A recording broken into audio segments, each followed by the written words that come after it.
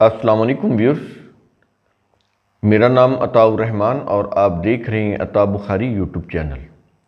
قرآن کریم کی مسلسل ایکسپوزیشن کے سلسلہ میں آج ہم سورہ النساء کی آیت نمبر 93 کی ایکسپوزیشن کریں گے۔ اس آیت میں کسی کو جان بوجھ کر قتل کرنے کے سلسلے میں سزا کا ذکر کیا جا رہا ہے کہ اس صورت میں کیا کرنا ہے، کیا سزا دینی ہے اور اس کی کیا سزا ہو سکتی ہے۔ قرآن کریم اس کو واضح کرتا ہے۔ تو شروع کرتے ہیں آیت نمبر 93۔ الفاظ ہیں وَمَن يَقْتُلْ مُؤْمِنًا مُتَعَمِّدًا، اور جو کوئی کسی مومن کو جان بوجھ کر قتل کرے۔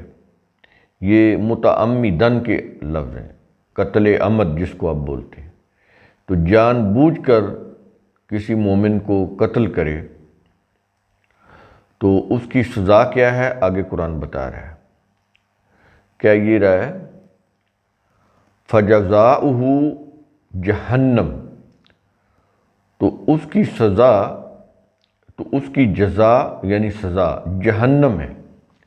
ہمارے ہاں تو لفظ جو ہے سزا ہے، لیکن عربی کا جو لفظ جزا ہے جو یہاں پر آیا ہے، یہ اس کا صحیح ترجمہ نہیں ہے۔ سزا ہم اپنی عدالتوں میں دے سکتے ہیں، لیکن اللہ کے ہاں سزا نہیں ہے، جزا ہے، بدلہ ہے۔ اچھے کام کا اچھا بدلہ، برے کام کا برا بدلہ۔ تو یہ ہم نے واضح کیا ہوا ہے۔ سزا اور جزا کا جو فرق ہے، ایک علیحدہ ویڈیو ہم نے کیا تھا، اس میں بتایا تھا۔ تو ہم واپس پھر اسی آیت کے اوپر آتے ہیں کہ جو کوئی کسی مومن کو جان بوجھ کر قتل کرے تو اس کی جزا یعنی اس کی سزا یا بدلہ کیا ہے، جہنم۔ تو وہ جہنم میں ڈالا جائے گا۔ اب کتنی دیر کے لیے ڈالا جائے گا وہ بھی سن لیں۔ کیا یہ رہا ہے خالدن فیہا، وہ اس جہنم میں ہمیشہ ہمیشہ رہنے والا ہوگا۔ یہ نہیں ہے کہ جیسا کہ ریلیجس سٹوریز میں بتایا گیا ہے کہ وہ اپنے جرم کی سزا بھگتنے کے بعد پھر وہ جنت میں داخل کر دیا جائے گا، بالکل نہیں۔ آپ یہ دیکھیں انسانی جان کی حرمت کس قدر اللہ تعالیٰ نے عظیم بیان کی ہے کہ اس کی سزا جہنم ہے اور وہ فار ایور ہے۔ اب اسی آیت کو آپ غور کریں، معاشرے کے اندر مسلم کے ہاتھوں کتنے مسلم قتل ہو رہے ہوتے ہیں اور ان کو کوئی پشیمانی نہیں ہوتی، کچھ پچھتاوا نہیں ہوتا، اور چھوٹ جاتے ہیں، وہ عدالتوں سے چھوٹ جاتے ہیں، ایسے ایسے وکیل کرتے ہیں، ایسے ایسے انداز سے مقدمے لڑے جاتے ہیں اور ایسے ایسے انداز سے شک کا فائدہ دیا جاتا ہے، اس انداز سے فیصلے لکھے جاتے ہیں، سنائے جاتے ہیں کہ وہ عدالتوں سے چھوٹ جاتے ہیں۔ قرآن کیا بتا رہا ہے؟ کیا یہ رہا ہے کہ اس کی سزا جہنم ہے اور وہ اس جہنم میں ہمیشہ ہمیشہ رہنے والا ہوگا۔ تو یہ جو ہمارے ہاں جو عدالتیں قاتلوں کی سزائیں دیتی ہیں اور انہیں چھوڑ دیتی ہیں کچھ پیشی کے بعد، قرآن کی اس آیت کے بالکل خلاف ہے۔ وہ کسی بھی صورت معافی کے قابل نہیں جنہوں نے کسی انسان کو قتل کیا ہو اور جان بوجھ کے قتل کیا ہو، کیونکہ یہاں پر سزا بیان ہو رہی ہے قتل عمد کی، جان بوجھ کر قتل کرنے کی۔ تو اس کی سزا تو جہنم ہے، ہمیشہ کے لیے، کچھ سالوں کے لیے نہیں۔ اور آگے کہہ رہا ہے وَغَضِبَ اللَّهُ عَلَيْهِ، اور اللہ کا قانون مکافات اس پر غضبناک ہوا۔ لفظی ترجمہ تو اس کا یہی ہوگا نا کہ اللہ اس پر غضبناک ہوا۔ اللہ دیکھیں، اللہ کے اندر جذبات نہیں ہیں کہ اللہ، یہ جذبات ہے نا کہ ہنسنا، مسکرانا، خوش ہونا، غصے میں آنا، طیش میں آ جانا، غمی، خوشی، ناراضگی، یہ انسانی جذبات ہیں۔ اللہ کے اندر یہ انسانی جذبات نہیں ہیں۔ اگر اللہ کے اندر بھی یہ انسانی جذبات آ جائیں تو پھر اس کا جو عدل ہے وہ قائم ہی نہیں رہ سکتا۔ ظاہر ہے جذبات تو پھر کسی کی طرف جھکاؤ کرنا ہوتا ہے نا آپ نے، تو اس لیے اللہ کے ہاں جذبات نہیں ہوتے تو پھر کیا ہوتا ہے؟ اللہ کے ہاں رول آف لا ہوتا ہے،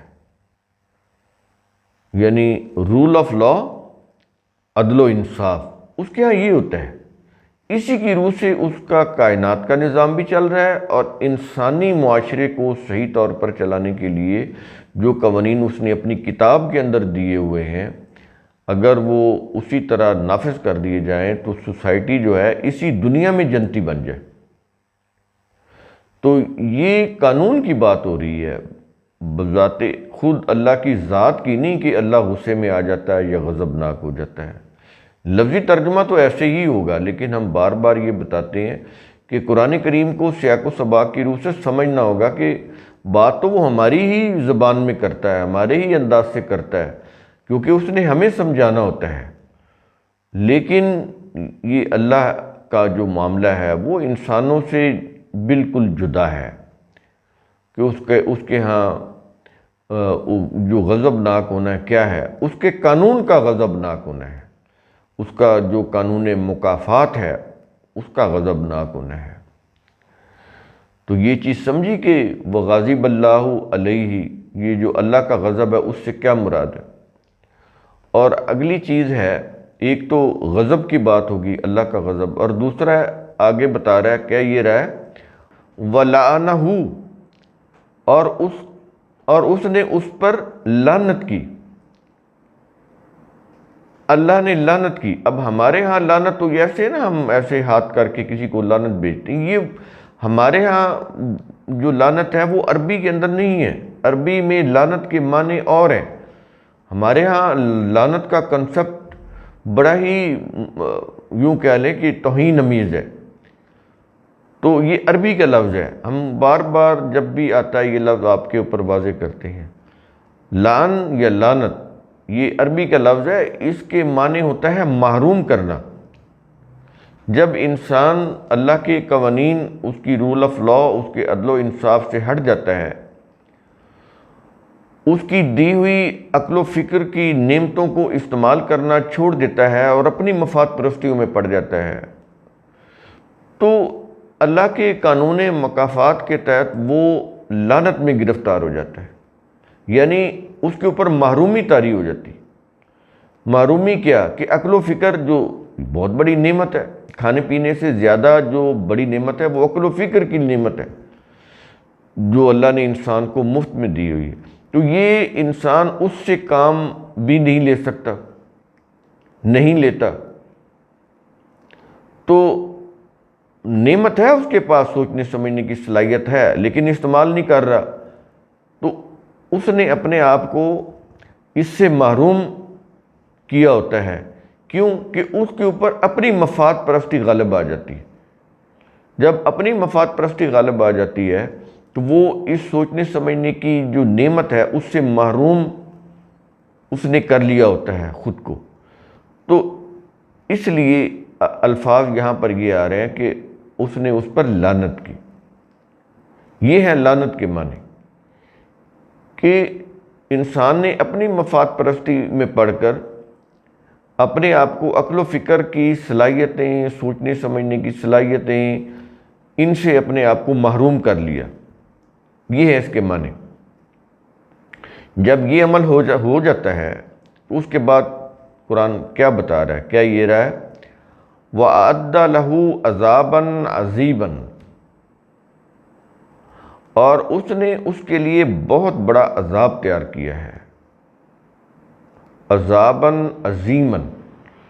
تو یہ عظیمًا عزم سے ہے، عزم کا مطلب ہڈیاں ہوتی ہیں، یعنی ایسا عذاب جو انسانی ہڈیاں، یہ دیکھو ہڈیاں جو ہوتی ہیں نا، اس کے اوپر انسان کا جسم کھڑا ہوتا ہے، انسان کا جو ڈھانچہ ہوتا ہے وہ ہڈیوں کے اوپر سٹیبل ہوتا ہے. اگر ہڈیاں نہ ہوں تو یہ گوشت پوشت جو ہے انسانی جسم گوشت پوشت کا یہ زمین پر ڈھیر ہو جائے, یہ کھڑا ہی نہ ہو سکے. تو یہاں پر عذاباً عظیماً کہہ رہا ہے کہ ایسا عذاب جو انسانوں کی بنیادوں کو ہلا دے. تو اتنا بڑا جرم ہے یہ کسی انسان کو جان بوجھ کر قتل کرنا.